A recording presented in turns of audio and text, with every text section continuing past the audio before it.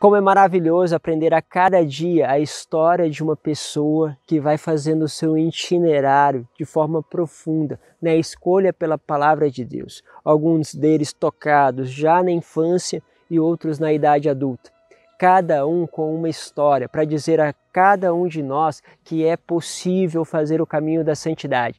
Decida-se cada vez mais por este caminho de proximidade com Deus.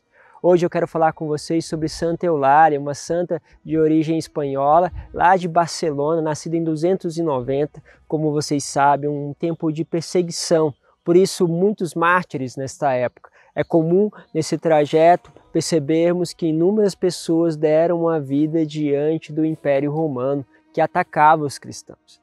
Bom, ela desde criança fazia esta experiência de orar, e era pela oração que ela muitas vezes se despertava para várias virtudes. Ela pequenininha passava 1 hora rezando.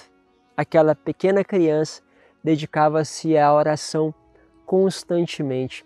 Você, quando era criança, tinha também essa dimensão de orar? Você foi ensinado, assim os seus pais te passaram? Quanto tempo você passava na oração? Bom, quem sabe alguns de nós tivemos a graça. Quem sabe precisamos ainda começar a dedicar 1 hora ao Senhor para que possamos encontrar, e dali nascem as virtudes. Se nós queremos alcançar as virtudes para justamente dar o melhor para as pessoas e para Deus, nós precisamos alcançar isso através da oração. Ela desde pequena compreende isso e ela chamava as outras amigas, ainda pequeninas, para cantar hinos a Deus. Então elas ficavam cantando. Quantas coisas a gente aprende, não é verdade? Às vezes a gente aprende hinos, canções que não tem nada a ver com Deus. Mas quem sabe, tendo um lar cristão, possamos colocar para as nossas crianças as canções do Senhor, que elas tenham isso na boca, porque quem canta ora 2 vezes. Por isso, pensamos um pouquinho sobre esse caminho também da educação que nós fazemos com os nossos filhos, com as nossas filhas. Ela fazia isso e logo em seguida elas pegavam aquilo que eram os bens que elas tinham, os brinquedos, alguma coisinha que elas tinham de comer, e o que elas faziam? Começavam a distribuir para as outras crianças na rua. A coisa era tão intensa que a casa dela era constantemente visitada por outras crianças, que, é lógico, vai espalhando a notícia. Quando um fala para o outro, olha, ganhei isso, né? É uma criança pobre, às vezes uma criança que nunca recebeu um brinquedo, vai lá, a outra bater na porta. Era assim que acontecia. Batiam na porta da casa, procurando ela para receber brinquedos, para receber algo. Que bonito. Imagine que as pessoas pudessem procurar a nossa casa, porque sabe que dentro da nossa casa pode encontrar uma alma generosa, uma alma capaz de dar tudo aquilo que tem para aqueles que precisam. Que isso possa se realizar sempre na vida nossa. Bom, ela fazia este caminho e quando a perseguição se intensificou, os imperadores eles determinavam magistérios, pessoas que iam lá naquelas regiões e determinavam através de tribunais a condenação dos cristãos. Assim, naquela região de Barcelona foi determinado um magistério que se chama Daciano. Daciano começou essa perseguição, os pais logo perceberam que aquilo poderia dar um problema, se retiram daquela região e vão para lugares mais no interior, isolados, para não correr o risco de serem perseguidos ou condenados.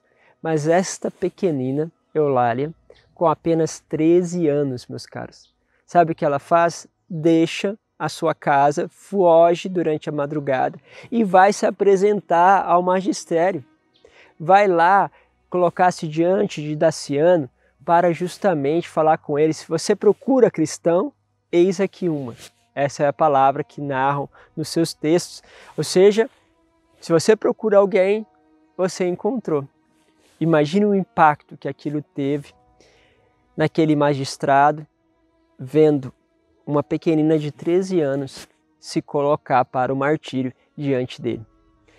Eles levam ela para ser condenada, flagelam ela, narra-se que realmente as feridas ficaram vivas, né, no corpo dela, mas mesmo assim ela escolhe por doar-se completamente a Deus e é condenada à morte. Ela é colocada para ser queimada como um exemplo para aqueles que queriam seguir a Cristo. E as suas memórias permanecem até hoje.